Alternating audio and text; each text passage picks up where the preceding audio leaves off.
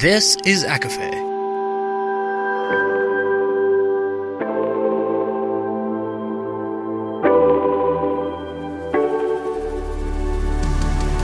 Laura Marie and Jessica Marie proudly present a collection of fandoms and exploration, a podcast. Fair warning, everything the hosts say is explicit, full of spoilers and adult content, and shall not be used against them. They have opinions. Let's try not to drag anyone for expressing themselves and just have fun for an hour. We all deserve it. This episode has spoilers for Lady Tan's Circle of Women by Lisa C., as well as mentions of Onyx Storm, Memoirs of a Geisha, and Iron Widow. For full list, please see show notes.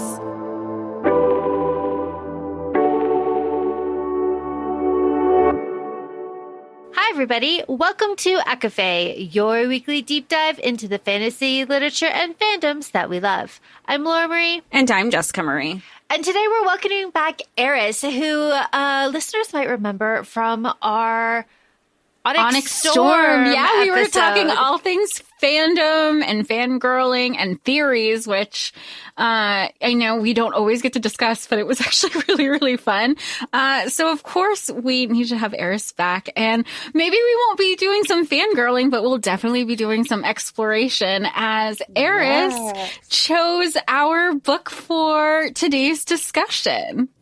So exciting. Hey, everyone. Lady Tan's Circle of Women by Lisa C. I'm so excited to go deep with you, ladies. Well, we're doing Aris' Circle of Women because you picked out this book. Right. And, what was, did you want to read this? What was your experience? What did you know when you chose, this book for our, book club chat? I had just finished watching Memoirs of a Geisha. And so I was really in a, I want to read something deep kind of vibe. And the whole historical fiction book, it just felt like something that we could really analyze in a new way than the last time where we were in a world of dragons. Now this is a story based on someone's actual life. So I don't know, that just seemed really interesting and I wanted to dig into it. So let's dig, ladies. Well, something that you don't know about me, Aris, is that I eat this shit up because one of my favorite TV shows is, I'm looking at it right now, is Rise of the Phoenixes. It's a 2018 Chinese drama that is set in just about these times. And it is all the inner court, inner chambers, harem ladies politics. And it is all what the nails mean and what the buns mean and what all of the ornaments mean. So when I was reading this and we were kind of going through the life of our main character, I was like, oh my God, I love all of this. This is so perfect. And something that is really fantastic about this book that Aris chose is that it's real life, obviously, but it has this tie to one of the podcast's favorite book series, the Heavenly Tyrant, Iron Widow series that Jess and I have read over and over again. If you have read that series, please pick this book up. It is different, but still lovely in every single way. So, Aris, I have a question for you. And again, welcome back. I'm so happy to have you back on the podcast. ACOFAE adores you. You are such a wonderful friend of show. My question for you is that how did you read this book? Did you read this through ebook? Did you read this through a physical paper book in your hand, audio?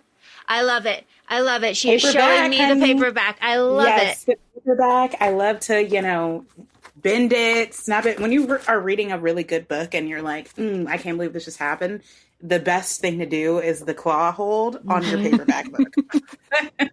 That's wonderful. You have it right in front of me. You can answer another question for me. Is there in that book a pronunciation guide to the names? Honestly, I don't know. I don't think so. There is a section for book clubbing. Mm-hmm. There's an enhance your book club section, but there is no. Lisa C was like, you're going to have to listen to my audiobook if you want to know how it's pronounced. You can make that up in your head. Did you look at the names and you just knew, okay, that name I was familiar with? Yeah, I mean, They're like, that is the main character. This is going to be the midwife. It's interesting because, like, only really, like, our main character has, like, a full name. If you think about it, everyone else is, like, respectful lady or, like, Lady Zhao, Lady Kuo. Like, we don't really know their first names. Even Mei Ling. Do we know? Yeah, we know Mei Ling's name just because. Do we know Mei Ling's whole name? Well, they were, yeah. Well, her mom. Well, then at one point later in the book, she becomes midwife she, and that's when Yunxian is saying like, oh, this to me, her mom will always be midwife she, but Mei Ling became midwife she. So that's kind of interesting too, because I guess they're the only ones that we know their full names, like Mei Ling and Yunxian. Is that how you say it? Audiobook ladies. Our main character, I took that as Luxian. Yeah, I think I was hearing it Yunxian. Yunxian, yeah. Yunxian. Yep. But then also, if she's also known as Lady Tan because she is from the Tan lineage. So, yeah, I think we could refer to her interchangeably. And then, of course, you have Miss Zhao, Lady Zhao, who was the concubine, like her, and kind of and respectful lady to her brother, the original, after their mom died. So, well, there was his new wife who was a respectful lady. Or my favorite title, Spinster Aunt. Yay. Yeah. And then there's like white jade, green jade, red jade, snow pink, like snow pink. I like Snow Pink. I was like, oh, Snow Pink. Like, but also, damn, it 15? gave like a real stripper. Like, what the hell? Like, this is your concubine, and so you're gonna give her a stripper name? Like, come on. Like, well, and you know what? I also fair for Yao Chen to be saying like, I'm actually don't want to meet her. I want nothing to do with her. If that is my husband's business. And also because her mother-in-law picked out Pink Snow, where it was so different because you also have Yu Chen's grandmother saying, if you kind of build a life and become respectable, you get to a point in your life where you're like, you're so focused on work, you get to pick out your husband's concubine. Leave me alone. Go deal with this other person. And she really did just kind of create her life like that. No, yeah. So, yeah, I mean, in response to your first question, though, I feel like maybe it's on purpose. We only have 2 full names and everyone else is like a moniker for something. But it wasn't too hard to figure it out. And the names that we did have were like Wang, Zhao, like things that are like, if you're an adult, you should know how to pronounce it. And Poppy, we have our dowry maid. Yes, and she had me mad and like, I don't know. I didn't like her. But anyway. It's so hard again because this is a circle of women and there are a few like betrayals of trust in this book, but if you look at it, like the men are the real villain in all aspects of this. They're the ones oppressing the society of women. They're the ones that are like really enforcing all of these beauty standards, the binding of the feet, all of this stuff, but they're also the ones that have to bedroom affairs. This is so important. The preoccupation of all of these women to have a son is not unique to this time period. It is not unique to women. It is not unique to this area, but it is this driving force. And it does have like so much to do with the men. And it is so it is so frustrating. You just want to like scream at them. Like, it's not your fault. This is not your fault. But they have no idea and they don't have any way to know that. Something that I really loved too was in the very opening, like the very beginning of this book, our author was like, hey, let's talk about Chinese medicine real fast. Whoa. Right? Like, whoa. But big theme throughout also in all of her like journals and stuff. But our author, like in the very beginning, is giving us a disclaimer of like, this is what it was. This is not like an endorsement. This is not like, hey, do this. This is like just fact, right? And I really like that too, because this isn't, again, reinforcing the fact that this is women's fiction. This is grounded in reality. This is based on a true story. Like, again, this is all approached with a love, respect, and sensitivity that sometimes can be lacking in the book space that I found just like really lovely. And the care of this story, again, Aris, I don't know how it was for you, but Jess and I, through the audio, we were discussing this before. The narrator is a very like calm presence reading through this, like calm, steadfast, like reassuring. And I am interested to know how you found the physical reading of this. What was it like reading this on page? I would say the same thing. And I think that's just like a testament to like, you know, the main character, and she's taught to be a certain way and taught to be really respectable and chill for her future man and, you know, kind of docile. So, you know, I kind of read it the same way, like just calm, like, because if I was writing the story about my life, I'd be like, girl, and this stupid ass man, like, what the fuck? And she wants me to break my feet? Are you kidding me? Like, fuck my mom. You know, like, it would have been different for, like, someone in our day and age rewriting their, you know, feelings on this. But, yeah, it was calm when the story itself wasn't calm, so... Well, it's interesting you bring that up, too, because even when we have our main character, she's married off and she's, you know, she's older and she's speaking up against her husband's family. Mm-hmm. There is a time where she also immediately goes back to, oh, but like, what do I know? I'm just a woman trying to, in a way, show meekness and being docile to try to earn her husband and her in-laws' approval again, because she realized that she spoke out of turn, even though she knew she was the most, the smartest person and knew what she was talking about, really. Mm-hmm. No, yeah.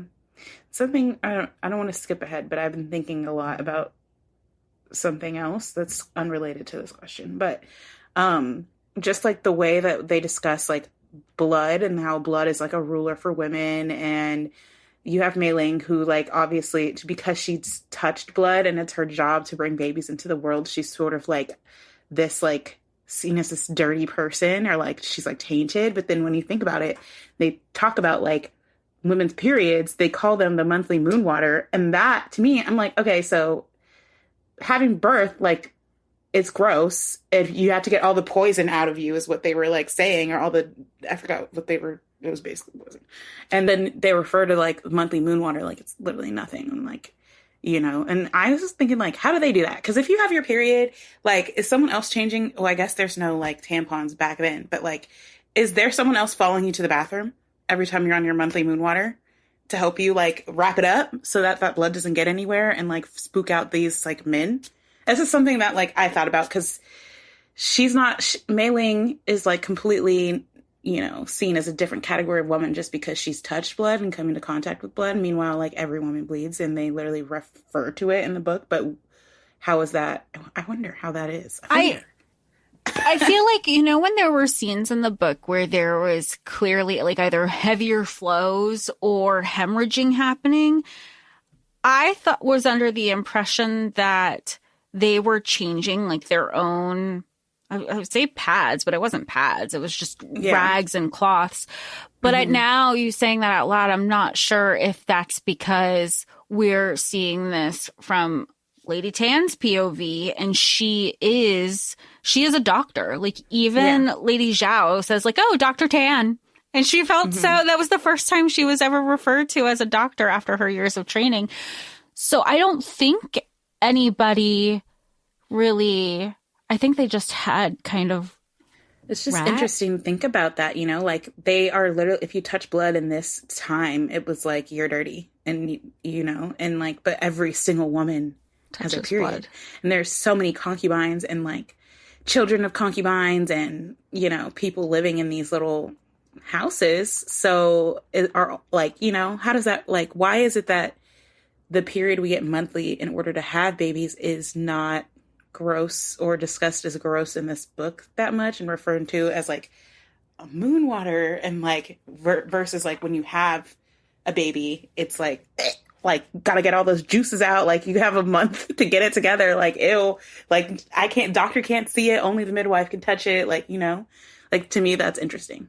Like, the byproduct of our moon water is, like, what ideally they want a little boy to come out of. But, like, when that happens, it's seen as, like, ugh. Hide the girl. Hide her away. Get all that shit out of her now. You know? I don't know. It was just something I was, like, sitting on the toilet thinking about the other day. It's like, okay, I'm going to bring this up. That's an absolutely fantastic point. Because it has me thinking, there are, like, in English king history, there are, like, people that do that for them, you know, for the kings and stuff. There are boys that, like, wipe asses and stuff. The eunuchs. Yeah. So I don't, part of me says, like, there has to be, like, somebody for that. But another part of me says, like, no, because they're just women. So it you know, like, it would be, because they talk about a lot, how they're on the honey pot. You know, I have to use the honey pot. She was on the honey pot a lot. So there was no like plumbing necessarily. So, you know, that's kind of this other, like, part of it. Wow. What an interesting line of thought. And they said at the beginning of the book, like, I think in the prologue, how blood and blood, at least it was indicated in the audio. So I'm sure it looked differently reading it physically, where there would be cases of uppercase blood, like with the uppercase B and then the lowercase b. But when we're listening to that, we're not differentiating which is what. Yeah. Actually, something else that is really interesting now that I'm thinking about it is that if we're going with the theme of division, we have to talk about the divide between the midwives and the doctors, and then between the doctors and the women doctors. Because, like, the male doctors and the women doctors, they don't get along. Like, let's be so clear on that. And then the midwives and, like, the doctors. I found that dynamic to be amazing and, like, so intriguing. And even as a child, our main character was like, that doctor cannot get a sense of my mother's pulse through a layer of, like, cloth. That's absolutely insane. Like, he's not going to know what's going on. And she knew that as a child. So the division of labor between the midwife and the doctors, like, Jess, how do we feel about that? Well, talking about the division, I'm even thinking of just women in general against the doctors, because you have our main character who is training to be a doctor like her grandmother. And when she's pregnant along with somebody else, the male doctor's like, oh, drink this. You're going to feel a flutter in your stomach. And she's like, no, you won't. Everywhere. No, you won't. The baby doesn't even, like, I'm not going to feel any movement. And so she's telling, you know, someone else, she goes, just so you feel it. And she's like, but I don't. She goes, are you going to trust a man to tell you what you as a woman already know about your own body? Which is a theme in the whole book. Not all men, but always a man, which is what I was saying before we started recording. The division is frustrating for me, of course, I think for many women who are reading this, because it's automatically assumed, especially knowing that, I mean, right in the beginning of the book, we know that our main character, her mother dies and her father goes to send her to live with her grandparents, her maternal grandparents, and both of her grandparents, like, they're medical professionals. Her grandmother is very respected and people seek her out.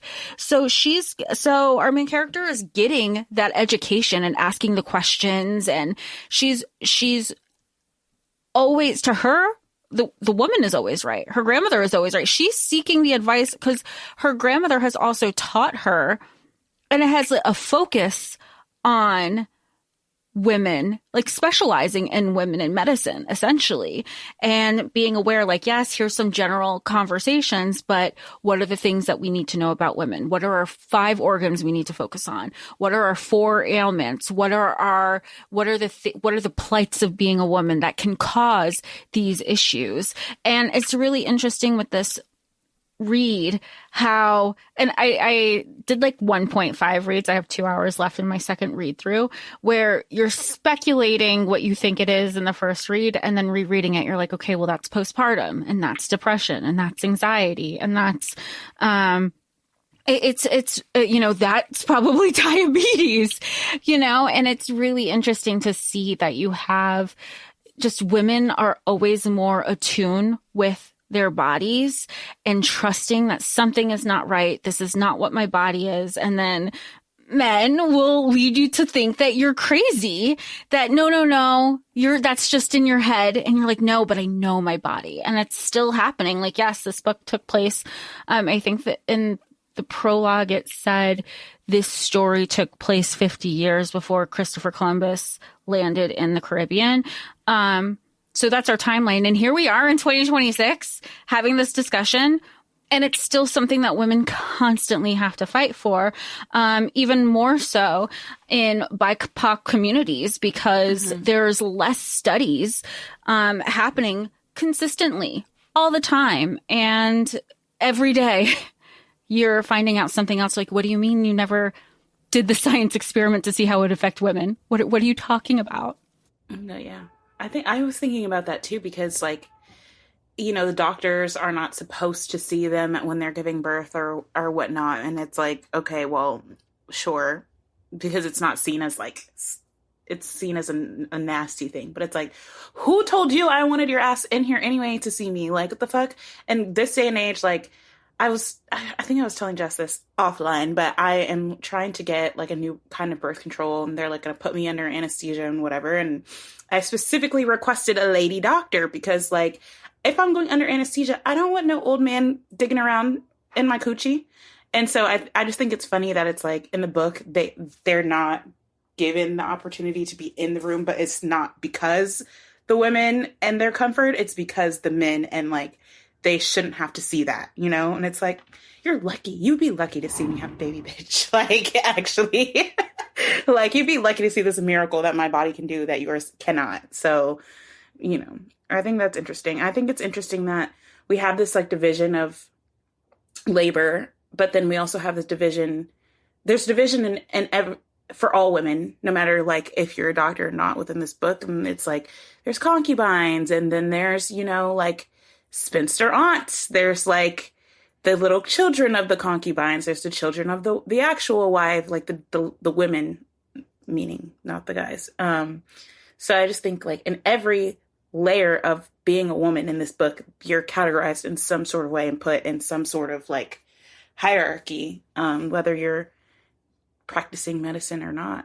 And men get to just be, but I guess there is a hierarchy for them too, in terms of like the war, like all this general punishment. What is he called? The punishment master. Her dad. He's like the head punishment guy, which I guess would be just like a judge in today's day and age. But it's definitely worse for women that like, and based on where you are and who you are, like the concubines, you could be back on the street in a second just because you're a concubine, And like even Mei Ling's mom, like you mess up one birth or like you're around for one birth and now you can't do any more births. You're fucked. So there's a hierarchy, and based on that, there's like that one thing that could just like fuck you up based on your level of, success, which is interesting. You said something that was absolutely wonderful, and of course all of this is, but specifically you said that men shouldn't have to see that, so they're not allowed. Men are not allowed to see the naked foot of a woman, because in this day and age and time that this is set in, women have bound feet, and men love that shit. They love that. They love that It's aroma. The stench of beauty turns them on, gets their essence going, and gets them all. I'm in no way am I mocking. This is a cultural thing, and yes, it is very sensitive. It's done. It's outlawed. Yes, it is. But it is. I remember I was reading it, and I go, there's no way. They're talking about how her feet are infected. Her feet have an odor. Men love this.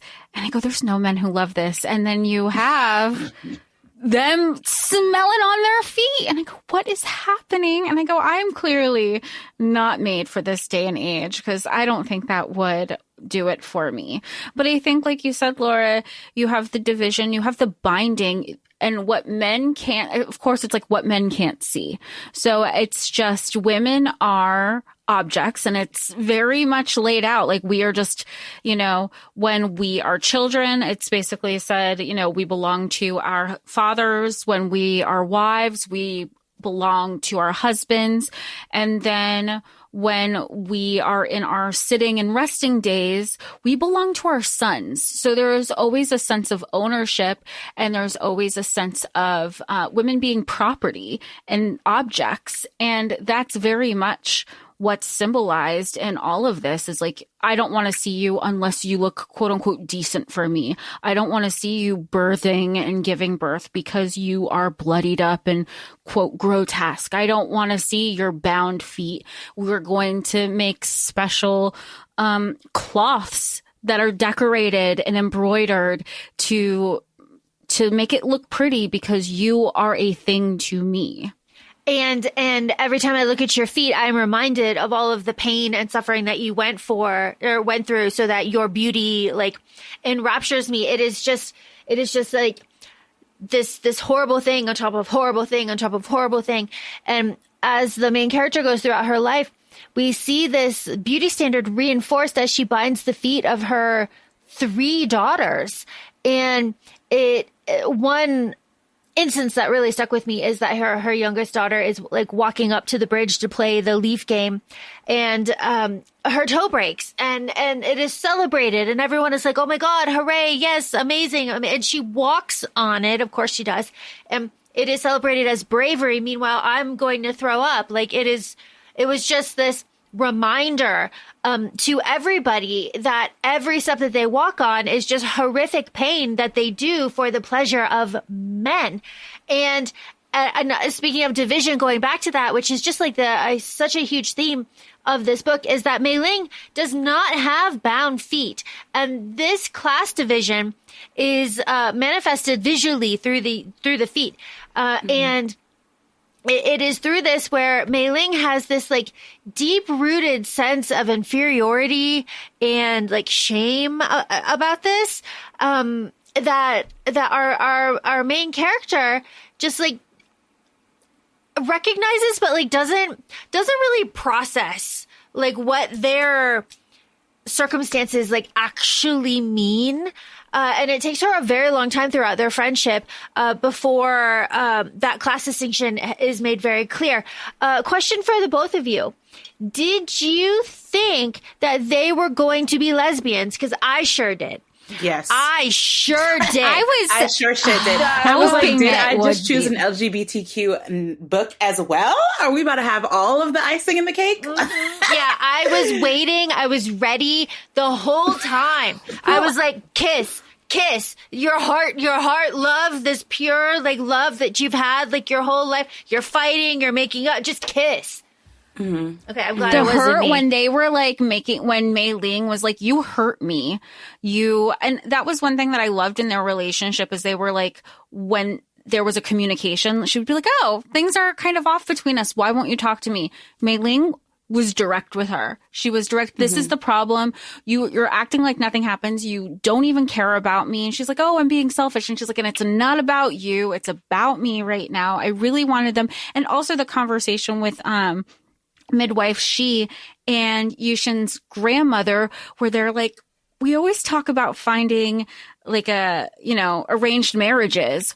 What if we could arrange soulmates? What if we could arrange best friends? Like, it was there. It was there. We could have gone there. I really did set it up.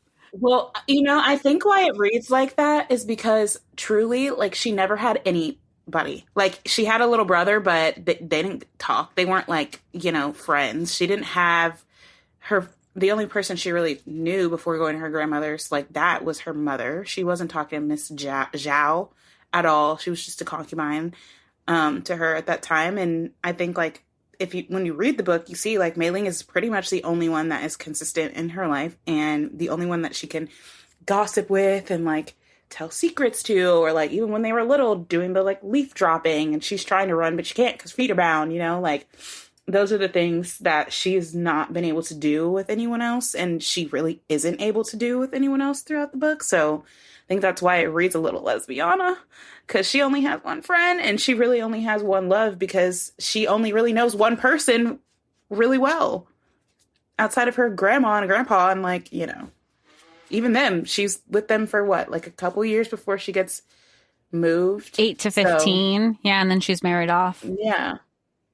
Yeah. So like Mei Ling is pretty much the only constant person and the only person she can trust with like, yeah, I want to be a doctor. And the only person that's like, me too, bitch, you know? So, that's, you know, I think that's why it reads like that. Cause it's like, holy shit, like she only has one person she can talk to. And when that's the case, you tell them everything versus like someone who, when you have multiple friends in this day and age, it's like, okay, I know I can tell this friend that. And like, I know I can tell this friend that. And, you know, it's also like more of a, your friendship is a little stronger when you know you only have one friend versus like you have all these friends and you like kind of like, this friend kind of stresses me out a little bit sometimes. Like that's gonna, you know, like when she feels in her moments of feeling susness with Mei Ling, I honestly think it's like jealousy more so of like, okay, this girl gets to live a life I don't get to live. And I don't know. Those are the parts in the book. I don't know. This is my question for y'all. Did it piss you off at any time when she was like being like, you know, a little jealous towards Mei Ling, especially when Mei Ling kind of got her the job with the Empress and she was kind of like, you know, I'm like, girl, be happy. Like, well, Lady Zhao puts her in her place real quick to say like, your only strife that you've had in life was the loss of your mother. And that was at 8. You've been taken care for. You never have to worry. You've never had to worry about classism. You were married off. Yeah, you had smallpox, but you haven't even scarred. You know, you still have your beauty. You have you have 3 healthy daughters. What are you crying about? Go. Your husband is sending you away. You're pregnant with possibly your son. This is an opportunity. And the fact that despite everything that Mei Ling has gone through, she was thinking of her best friend at that time. She's like, oh my gosh, you know who would be I'm going to put my best friend's name. I'll be like, you know, it's the whole networking thing. But, you know, surround yourself with people who, even if you were not in that room, they would uplift you. And that's what Mei Ling was doing. And Yao Jin was pissed about that. Yeah, she couldn't take it in. She couldn't. I think it made her feel a type of way that she's the one who has always been rich girl, you know, like more privileged, and she should be the one putting on Mei Ling to these kinds of things. And when they're dynamic, it's a dynamic shift because growing up, like she was able to do certain things that Mei Ling couldn't do, you know, and vice versa. But her life is more glamorous than Mei Ling's life, and I think when that switches, you're like, holy shit, like, what the hell? You know, like, I'm the one supposed to be putting you on, like, you know, but I think that speaks also to like female friendships in general, because you do be feeling jealous of your friends sometimes and you have to be like, stop, what am I doing? You know, like, I love this person. Why am I feeling like this? So yeah, I don't know.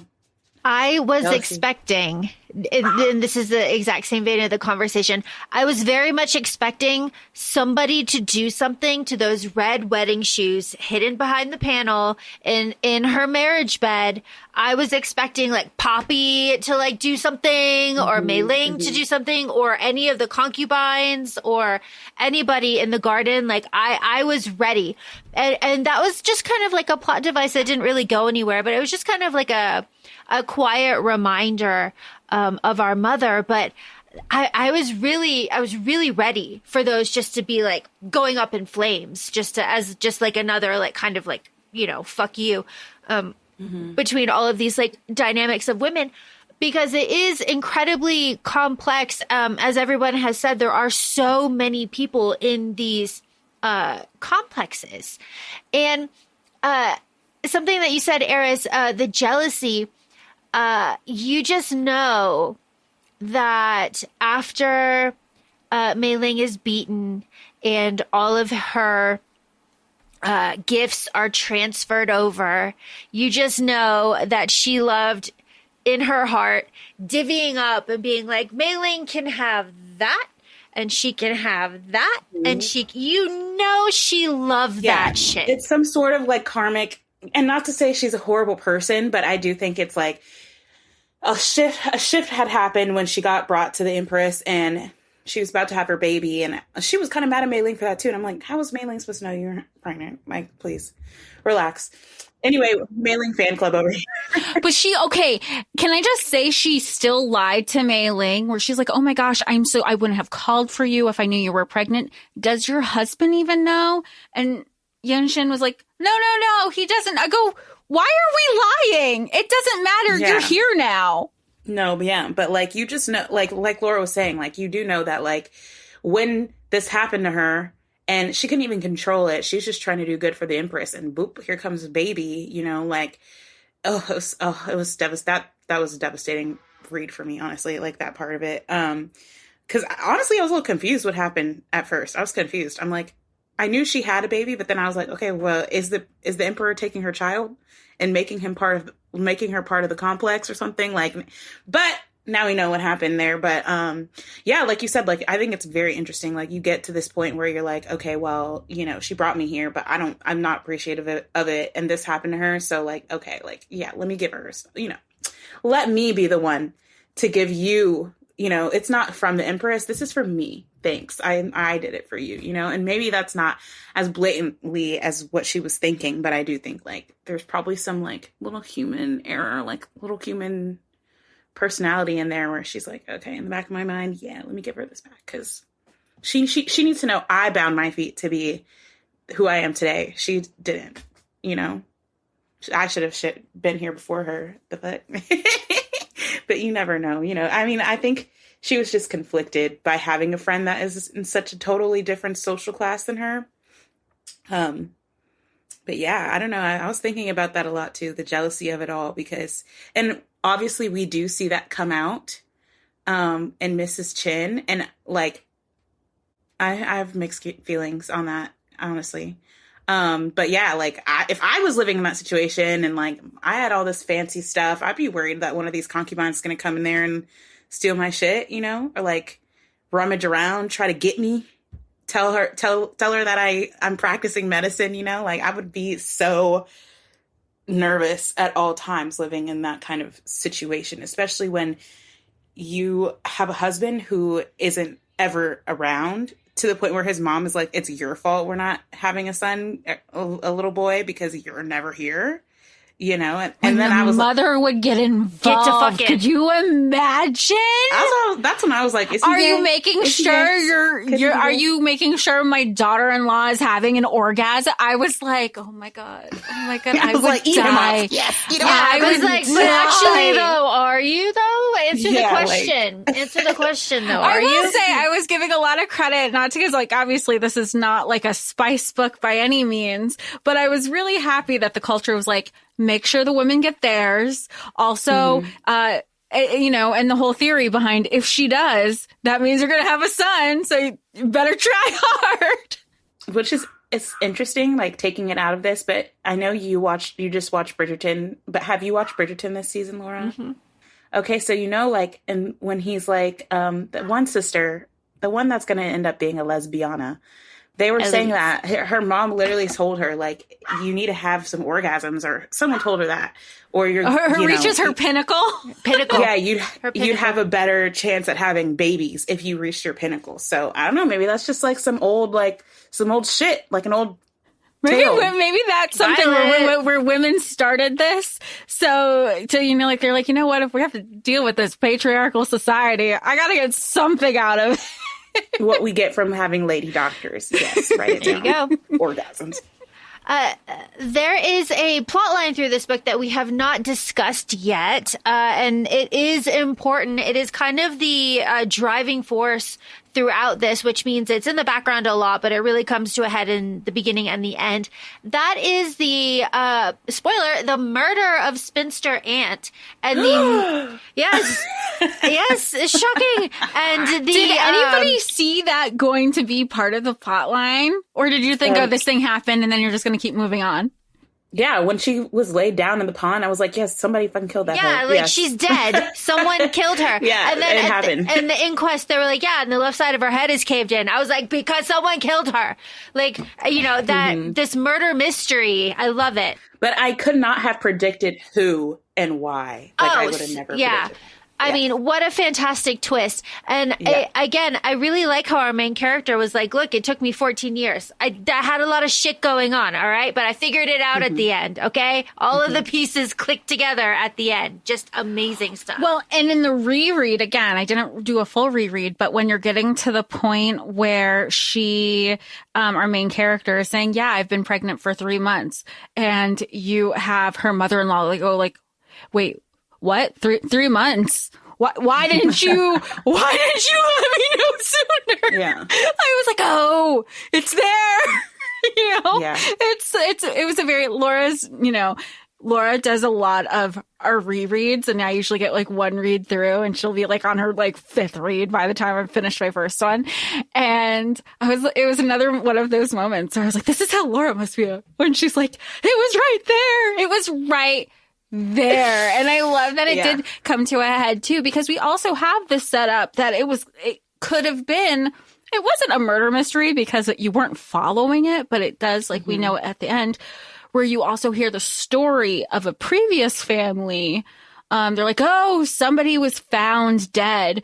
And later you found out it was really just a family trying to mask that they had their daughter commit suicide or something. Mm-hmm. But a reread is very satisfying because all of these little things are kind of hinted. But again, that's a credit to the author and to the richness of the story, that there's so much to pull from that you can put it kind of everywhere to sprinkle it through. Really, really lovely stuff. And I did very much like the fact that when the mystery is kind of solved and Mei Ling, everybody's looking at each other like, well, shit, we gotta tell somebody. What do we do? Yeah. Go tell your dad. Tell your dad. And I like that. It felt real. Like, some man's fucking with you, call your daddy. Yeah. And dad, and who's dad gonna comes believe and you? He's like, hey, and dad's like, I would recognize you anywhere. Mm-hmm. It's been 20 years though. Yeah. But yes, you're my daughter. Yeah. Which is so funny because you could literally be a deadbeat in this society and be totally praised for it. But yes. Hey, it happened in Outlander, so. No, yeah, it was nice. And I also think that it's interesting that she comes back to her compound or complex and everyone's sick as hell. And she's literally working to save lives of her daughter, but also all of these concubines, including Miss Chin, who is really a part of this murder mystery. And Manzi, the whole reason we're in this, he died. And it's wow, Spencer auntie, she went out for no reason, no reason at all. Cause Manzi died anyway. All of this was for nothing. Aris, you brought up the smallpox, the heavenly flowers that, of course, smallpox is a reoccurring theme in a lot of books, obviously, but it's a real horrible thing. Vaccines save lives. It is though here a test for all of our female doctors because no one's coming to help. This is it, right? Mm-hmm. Children are dying, the concubines are dying, the sons are dying. Mm-hmm. We need all hands on deck. And this is where and there's another example too, when the compassionate one steps in with her court to intercede for Mei Ling with the emperor. That's kind of a circle of women. But I really felt during this smallpox outbreak, that really, really establishes this deep trust of these circle of women. It eventually allows our Miss Chow? No, our head of house, who has Lady Zhao, to get the worm inside of her treated. Bless. Girl, Bless. I was gagged. I was gagged at that scene because I'm like, okay, you've known for so long this lady's got worms in her, and this is kind of your, like, you know, your kind of, what is it called when you're, it's not revenge, but it kind of is. Like, it was kind of her, yeah, like, it was kind of like her, bitch. Oh, like, now you like me, so I'll help you, you know, and now since you asked, I'll help you. Whereas everyone else is like, I see you're sick, let me help you. Your own mother-in-law, and real, very real. Like, you're just kind of like, you're gonna have to deal for a sec, and then once we can actually be cool, I'll help you. But, you know, you don't trust me as a doctor, so I'm not gonna help you. Eat it. And she does that, like, in the audio version, you hear it the whole time. And then to find out what it is. Yeah. Really? Yeah. It's like inserted every time. Because when I was reading it like, keek. It's like spelled out. It's like a clearing of the throat. Yeah. With like, it's like a clearing of the throat with phlegm. Yeah. Through every interaction with the mother-in-law. So, I mean, it was great, but it was just to find out what it was. And again, like you said, that our main character knew the whole time. And it was a giant I told you so. But it's satisfying giant because worm. And I think worms. we would all, it's like, you know, it's that moment of, you should have listened to me. When, what have we learned? That is my, and what have we learned moment. And I would be insufferable. I would be insufferable after that. I mean, obviously I would have been like showing that, look at, I'm healing this whole complex because you're fucking listening to me finally and trusting me. But after that, I would absolutely never let you forget it. Yeah, I mean, this book, like, really hits every type of relationship you could have as, like, woman with other woman, you know? Like, you have your friends that sometimes you, like, especially your siblings. I think Mei Ling and her were kind of like siblings in that way, where you have a little jealousy of your siblings. Sometimes it's, like, irrational and, like, you need to just calm down. But you're like, nah, I'm not going to because it's my sister, you know? And then the mother who's, like, trying to help her, who's not really her mom, but, like, actually kind of treats her like shit, you know? I'm going to know how sick you are for a while, and I'm not going to say anything because you need to learn a lesson, you know? Or like the concubine that had her brother and ended up being like someone who's really wise for her, like, to learn from, and her grandmother who was teaching her things. It's just like in every relationship we see in this book, there's a different kind of relationship and a different way that it's approached. I think that's really interesting. You really get to see a circle of women and like the different relationships between them. It's tea. Come on, Lisa C. And of course, the universal theme of if there is a way to take advantage of a woman in the medical field, a man will find it. Mm-hmm. And that is what happened here. And I like the conversation that our main character has with her dad later on. And her dad was like, yo, you need to find out who's like pulling strings. Like, go up a couple steps and like see like who's who. Because like, why did she do this? Who is he? What was this going to benefit? The doctor did this. Like, it was everybody complete, you know, all of these things. You know, look at the big picture, but then also look at your family politics and see how that's going to reflect on your house. Again, time, place, culture, wonderful, wonderful type stuff. Again, the desperation that the expectation of having a son puts on women is just wild. It is absolutely wild, especially back then. It is so devastating to know that these women are having just like multiple pregnancies just in the hope of having a son, when it really is just like so determinate on that man. Young pregnancies. Young. Like, these girls are babies. Like, are you kidding? I'm 27 years old. Like, kind of, you know. She had 3 kids by the time. Exactly. I'm 27 years old. I'm not trying to have a baby right now. No, absolutely not. Meanwhile, these ladies are having shit tons of babies, and by the time they're 40, they're supposed to be doing nothing. Like, you know. And she really didn't do anything though. When in her sitting days, she became like the household manager, and, you know, really doing way more than she ever had the responsibility to do.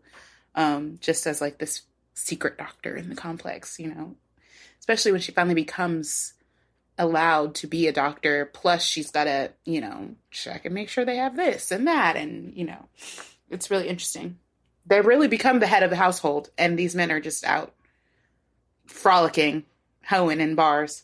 Well, and it doesn't just end there, because even as our main character, she becomes in her sitting days, I guess you can say, because she's not having it. She's like, she gets to that point where she can select, she goes, I had the conversation with my husband. I'm going to select him a concubine. And then when you have the, you know, the dragon celebrations that they do at the annual celebration, she goes, everybody can come, all the women, all the children, all the, not you concubines. No, yeah. It kind of sucks. And, like, honestly, we need to talk about the concubines more, because it reminds me of, like I said, I had just watched Memoirs of a Geisha. It reminds me of that same thing. Like, you get, I mean, in Geisha, they were straight up, I wouldn't say kidnapped, that their daddy took them and sold them off into these little, you know, geisha farms. That's what I'm going to call it today.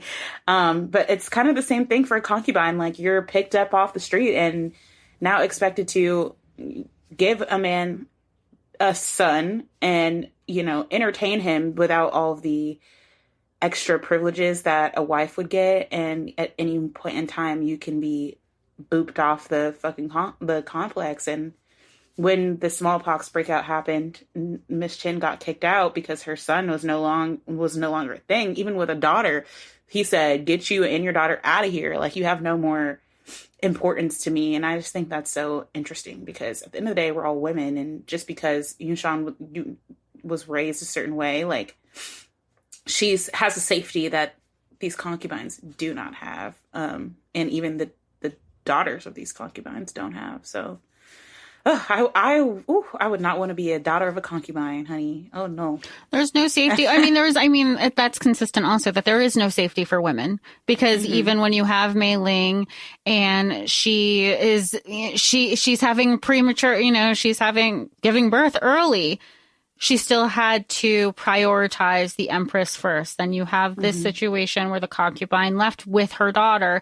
And then you also have, who was it, Lady Zhao, who was like concubine number 1, who after Respectable Lady. Also, you keep calling her a lady. She wasn't a lady. She was a miss.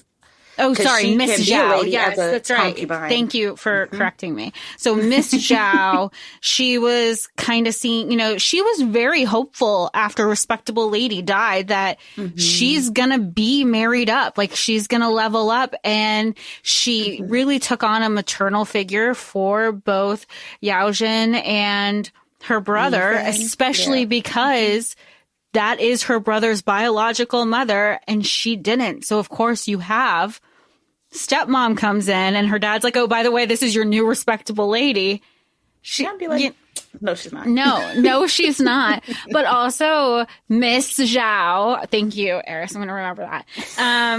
She also tells Yaojin early on, she goes, I'm the closest thing that you have to a friend right now, and one of the only people you're going to know while we're going to these new places. You might want to start singing a different tune. And it was when Yaojin got older that she goes, wait, she wasn't that much older than me. She's maybe a couple years older than, we're both going to be in our 40s together. Oh my God. I feel like she had that moment of like, that could have been my sister, which is where Miss Zhao really started taking on that maternal role, is like an older sister role, because what else was she going to do? She was the biological mother of her brother, you know, but if she didn't have her brother, she would have she had no security, or if the brother died. It's the same thing for like the Poppies of the world, you know, they don't have anything. And I think Poppy pissed me off. I was pissed at her the way I was pissed at Nellie for Wuthering Heights this weekend.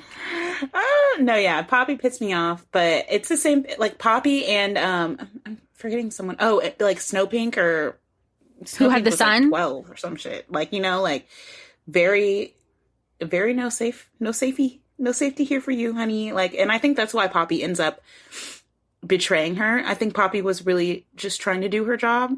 But like in the older sister dynamic that you have from Miss Zhao, you almost feel like you should have that tenfold from Poppy. And it didn't feel like that. I feel like Poppy was there when she was little and has always been her handmaiden. And I feel like something should have developed from that. But at the end of the day, Poppy was still looking out for herself, which is smart in a society like this. And I think especially after the betrayal happened, I don't think Yunxian ever went back to trusting her. And I think Poppy knew this, and that's why Poppy was, you know, I think there was like one scene where they said like Poppy scene, like this is a movie, one part of the book where they said that Poppy was waking up at night and like checking her inventory almost as if someone was going to steal from her, you know?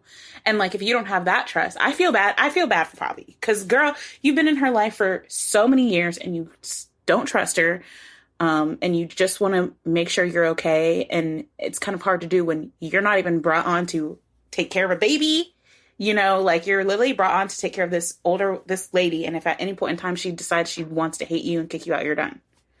So you really have to consider yourself, and there's a fine line there. But I don't think Poppy ever felt comfortable in that situation. I don't think Poppy ever was a real friend. I think Poppy was just there to do her job and be done. And I honestly, that's smart. But it did piss me off because in my head, Poppy should be like her bestie, you know. Poppy should be the one that's supporting her the most. She's been around the longest. She even what is it she calls her? Like a lady's maid. No. What does Poppy call her? Yunxian. It's like little miss. Rose. Little miss. Yeah. She even has like a term of endearment for this girl. And it's like, you never really see it come out like you would want. And I think that's why Poppy is irritating to us and why like it pisses us off, because truly you would feel like a 15-year-old girl who's set to watch over an 8-year-old and ends up being with her for her whole life would have some sort of loyalty or friendship, some kind of kin there, but it never really felt that way. I feel like Poppy was the most detached from her out of all the women around her. She pissed me off, but they slept in the same room. Yeah, like, I mean, yes, she pissed me off. Yes, she was the villain sometimes, but I understand. I understand because of the society. You are trying to do your best with the circumstances that you have been given. And a lot of these circumstances are survival. Like, how are you going to survive? And these... What's in a patriarchal society where so many of the relationships are dictated for you based on your role. Well, and we can't forget the conversation that Poppy has in the beginning of the book with someone, but it's one of the concubines. But she's saying that she doesn't have any safety in the house, and that she is still a plaything for all of the men in the house, and that she is very afraid of getting pregnant. And the person I forgot about that. Shout out to you. And the person that she's talking to is like, well, don't worry. We know how to handle that here. Like, you'll be fine. Not like we will stop the men. It is, we will stop the consequences of you being taken advantage of from all of the men in the household. So I do, while Poppy is the villain very much, I do think we need to point our blame at the true villain, which again, not all men, but men, because the men are taking advantage of Poppy. They are making her life very difficult. Remember, she has to sleep on the floor. She has to run next to the carriages. She can't sit. And she is... she's being ordered by people that have more rank than anybody around her to do these things. Don't deliver the letters. Don't do this. Tell on her this. Spy on her this. And she doesn't have any option, because if she says like, no, I'm not going to do these things, then they're like, okay, fine, go die then. And, no references, out you go on your ass in the mud. So she's put into a very hard place. However, in the context of this story, like, we, the reader, are on the side of our main character. We're looking at her like, hey, you bitch, man. Like, where is the loyalty? It is, though, that small conversation in the beginning of the book, though, that really kind of made me look at Poppy in a different light. Recognizing that she is living a completely separate life that our main character knows nothing about. Because she recognizes, she goes, I have learned more about Poppy overhearing this conversation in 5 minutes than I have my entire life. I knew nothing about her at all. While I don't think that our main character is an unreliable narrator, her worldview is so small that, and this is just very poignant. When your worldview is very small, you become a judgmental little bitch. And it is important to travel and to meet new people and have new experiences and expand your worldview so that all of these different experiences can shape you and make you a better person. And in this instance, we're still a little bitch though. And you know what? Yeah. That's on growth. Yeah. Yeah. And she doesn't have the opportunity to meet anyone or do anything because she can never leave. There you go. And Poppy, damn, rip Poppy. Because honestly, she has it worse than any concubine could ever have it. Anyone else. She literally, there's nothing protecting her. And even trying to do her job, she ended up in a position where, damn, could I be executed because I helped kill Mei Ling's child? That is really sad. Damn. Now I'm sad for Poppy. I'm going to go cry. I'll be back, guys. Literally do not kill the messenger. And that's all Poppy was. That's all Poppy was. But if we kind of distill everything, this book ends with the idea of all of this work to please all of these men and all of this life was kind of for nothing. And a man tells us that. Jess, can you tell us about why there's a man at the end of this book? I can't tell you because it was a giant ass jump scare. And I say that because Laura and I read it through the audio, and it says on the cover, this is narrated by this female and this male narrator. And I go, okay, haven't heard him at all, but I don't know. Maybe he's going to do some sort of male POV. Not that it matters. It still doesn't matter, but he tells us the history of how, at the end, the epilogue, more or less, of how we get to find out Lady Tan's story and her circle of women and understanding her history, that it was all for naught, that all of this, everything that Lady Tan did, her kids died. They all, and then all of everything that she had been journaling had been lost. All of these medical advances that she had been made and she was discovering and she was working towards, it was all for naught. And I think it's just so weird how we have this story about Lady Tan, her circle of women, these very rich stories and relationships and complex relationships in varying degrees. For it to be rounded out at the end by a man, I'm so fucking pissed. Yeah, no, I think your point is valid. I think that but I feel a little bit differently about it because I think it's real life. Because first of all, when he found it, I don't know when this was, the year of the Wanli Emperor, 1585. So even in 2026, women can't catch a fucking break. So it doesn't shock me that some man found her book and he was the only one that was allowed to speak on it, And yes. I think even in there, you can see it says there are points in this book where you can tell that women are still seen a certain way, or at points in this postscript, he says, I worry that a servant or lesser wife in the Garden of Fragrant Delights may have found her notebooks, thought them worthless, and used the pages to cover pickle and sauce jars. It's okay, so they're still covering pickles and sauce jars? They're not doing... So, to me, it rounds it out in a way that makes fucking sense, because it's okay, her... What is this called? Ancestor? Obviously, he's a dude, and we're still in 1585. I don't think they made much ground. And I think it was a miracle she even got her book out to begin with. I think it's because she had worked with the Empress, because she's, a woman of high standing, that she was able to do that. And it makes sense that, a man would then find it and decide to co-op it in some sort of way. That's just, what happens. Because men suck. Well, again, look at how many women are writing under pen names, male pen names, especially then, even now, to make some sort of monetary gain, to not have the restriction of being a woman author in certain genres. I thought it was very interesting that throughout the whole book, everybody is shitting on our male doctor for writing his book. It is just a way to fame. It's a way for fame. People do that as like a flash in the pan to get their name out so they can be at fame.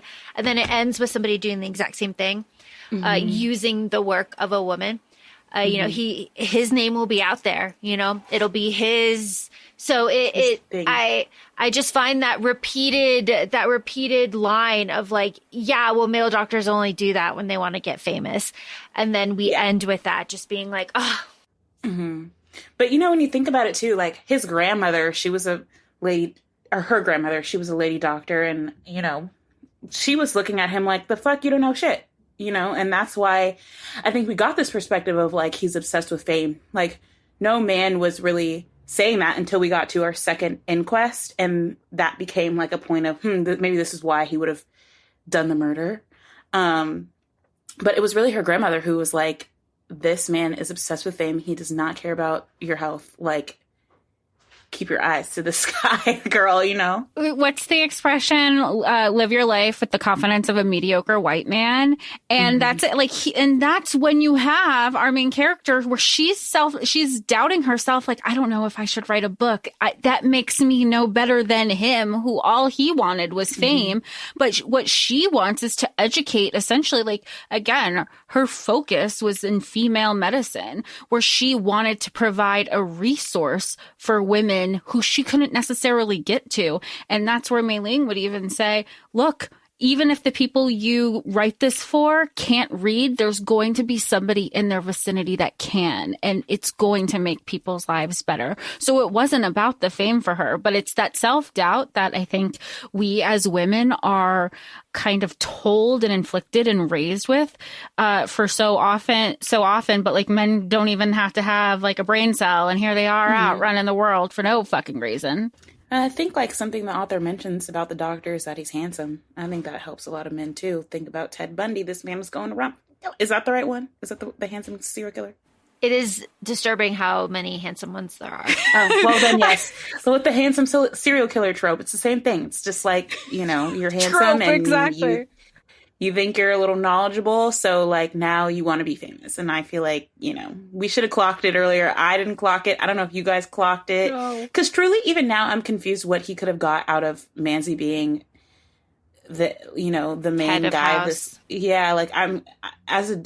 already had the job as a doctor. He could never tell anyone that his son was the head of house. So I'm confused what he got out of all of this. Like, why kill the spinster auntie? Maybe to not himself not to die over it. I guess like that's the only thing I could think. But I don't know. And even in his hearing, everybody was like, "You're not even blinking. You're not even reacting. You're really look at him. He's so cocky." And isn't that the fucking truth with everybody who gets away with shit? He was cocky about it till the end. He was cocky about it till the end. Like, he was like, I'll give you a chance to confess. And he was like, what, honey? What am I confessing? You know, it's like, we know you did it. Just tell the truth. Okay, so we've been talking, obviously, Lady Tan's Circle of Women, and we're just about wrapping here. But we thought of a really fun way to kind of wrap this. And of course, there are the three of us here, Jessica Marie, myself, and Aris. And we thought it'd be interesting to see how we would pitch this book to somebody who may pick this up. Like, obviously, the three of us very much like this book a lot. It is fantastic. There is so much to pull and so much to talk about. So if a stranger came up to you in a local indie bookshop and is like, hey, is this book any good? What would y'all say? How would you get someone to read this? I would be like, you should read this book because it's historical fiction. It's based off of a real person. This is real life. This happened, you know. There's deep moments. There's moments of joy. I think, like, we didn't talk about this, but, like, specifically when all the women finally get to go to the Dragon Festival, like, there are moments of we get our roundabout. But, like, if you want a plot twisty read that focuses on smart women, read the book. I love it. I love it. And Aris, would you recommend this through a physical read, audio, or both?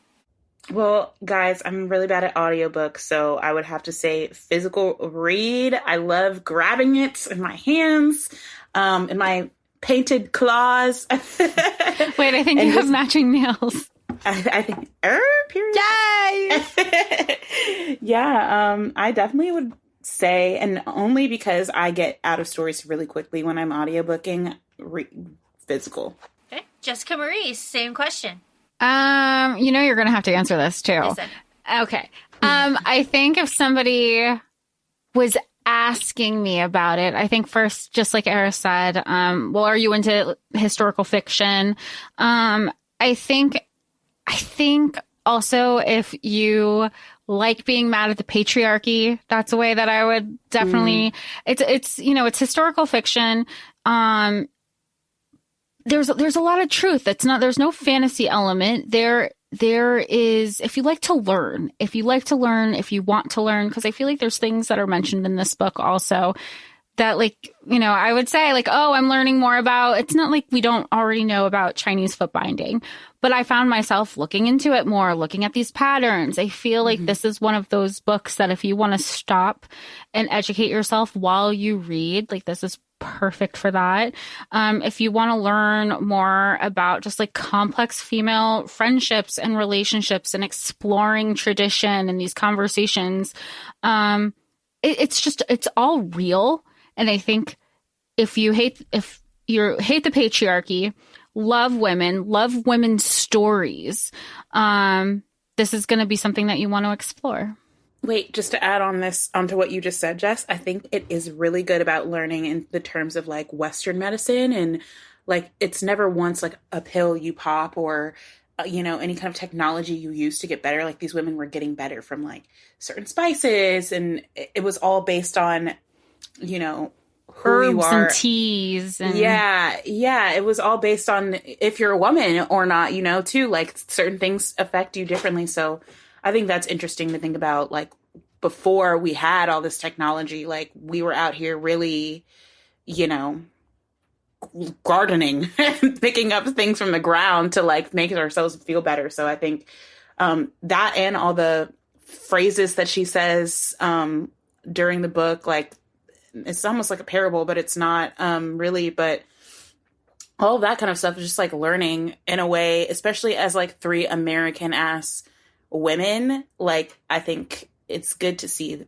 It was nice to see that displayed. Well, to what you said with the Western medicine, I think, yes, I mean, in our day and age of a lot of female rights being taken away from us, people are going back to, well, what are our herbs? What are some homeopathic ways that we can explore feeling better? I mean, big pharma is being pushed, and it's just part of capitalism at this point. I mean, yeah, abortion, girl. And even in the book, she gives a lady, when she's more of an established medical doctor, she gives a lady something to help her not become pregnant, who's trying actively not to be pregnant again because she's been, her coochie has essentially been abused, and she doesn't want to, so that was a nice part to see too. Just in a time, like you said, where there's a lot of scary things going on, especially when it comes to things like that. Girl, we gotta learn the Western recipes at this point. It's getting bad. It's getting bad out here. Time to learn. So yeah, I like your pitch. Well, round us out. No, Jess, audio or physical? Oh, that's right. I really enjoyed the audio version. I think it was very calming. I think it was very peaceful. I don't remember if we were recording yet or not, but it was very steadfast. Also, I reread, I only have a couple hours left of my reread, which I know is rare when I'm reading for the podcast. But I really loved the audio. I think you can do it whatever pace works for you, because if you aren't an audiobook reader, that's one thing. If you feel like it goes too slow, you can adjust it. If you feel it goes too fast, you could actually make it slower now. There's just a range for anybody who just wants to feel paced for themselves. And also it's the pronunciations really helps. I think it would have thrown me off if I read it physically and then I heard it and I go, wait, that's not how it read in my head. That's not how I heard it in my head. But yeah, I think it was a great experience reading, and I totally recommend it. Awesome. Okay, to answer my own question. Starting off, I read this through audio. I would recommend it through audio simply because, agreeing with Jess, I find the narrator to be very calming. And I like to pronounce things as closely as I can. And that is helpful for me because I'm a dumb bitch and sometimes I just don't pronounce things. So it's very helpful for me. How would I pitch this? Okay. I do think it's important to judge the fuck out of the person that's asking. Right? Are they a racist asshole? Can you clock that right away? Are they gonna like bitch about reading about historical China? Are they gonna make this and you know what I mean?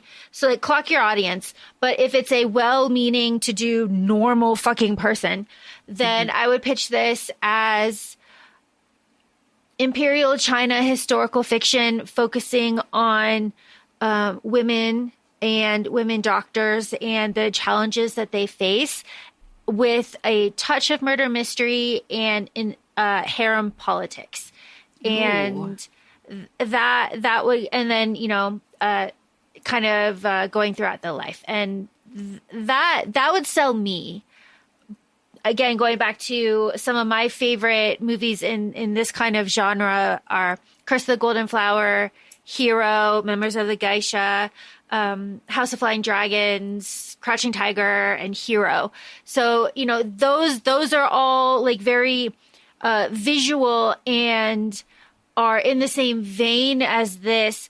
So that would also, you could kind of use to kind of like flesh out your argument with somebody's like very visual. Because while, of course, this is a book, obviously the visuals of the feet and the cloth and the hairpinning and the lotuses, all of these things and the detail of like the bridges that are the garden paths that have acupuncture massage the men and are treacherous for women. These little like details like that are so fascinating. So I would pitch it like that. Again, after judging the fuck out of the person asking me. With the titles that you just mentioned and adding Lady Tan Circle of Women to that list, could you see this as a screen adaptation? I could, but they're going to cut out like a whole first part of it. Yeah. I think it would lean a lot more on the murder mystery and the cattiness. Yeah, and just because people love just to see the tea, like especially when you don't have tea. For me personally, I watch I don't want to say the show because I don't want to give it no free promo, but I watch the most ratchet television every Sunday. Bleep that out because they don't get any. That shit is so ghetto. They don't deserve. But yes, pick it up from here. Yes, that show I watch every Sunday just to like get out of my own, quiet life. So I feel like when people watch things, they want the tea. And I think a large part of the book, yes, her mom dies first chapter. And I texted Jess immediately and I was like, damn, we're off to the races with this tea, But I think that that wasn't even the biggest part.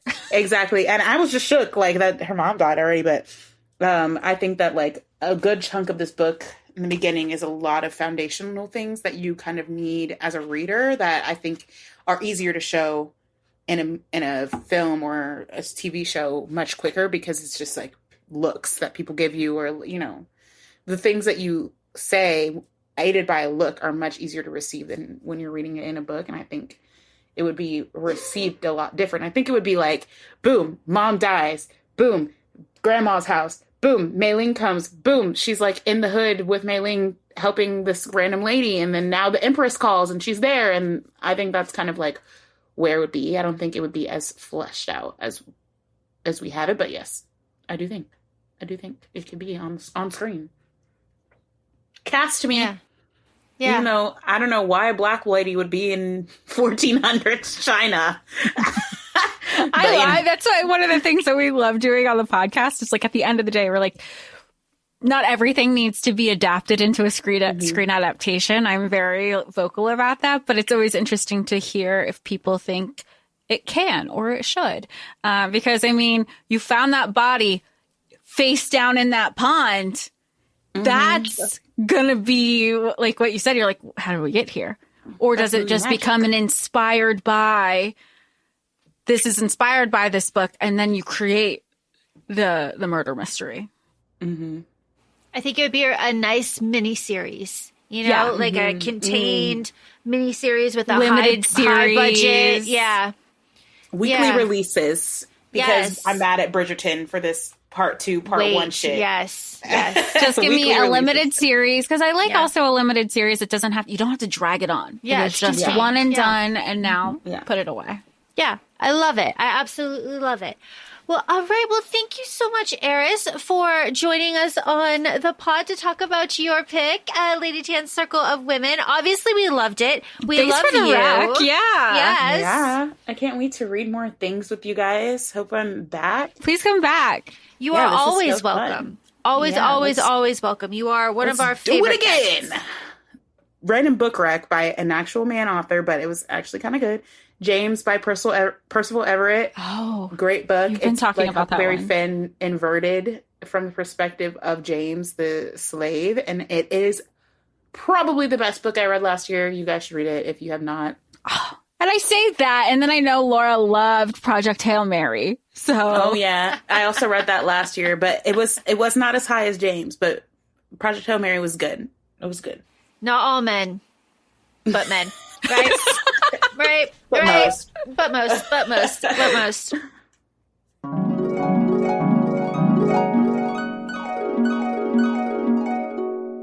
And as always, please feel free to follow us on Instagram. We're at ACOFAE Podcast. We're also both on TikTok, ACOFAE Laura and ACOFAE Jessica. Thanks so much, and we'll talk to y'all soon. Bye.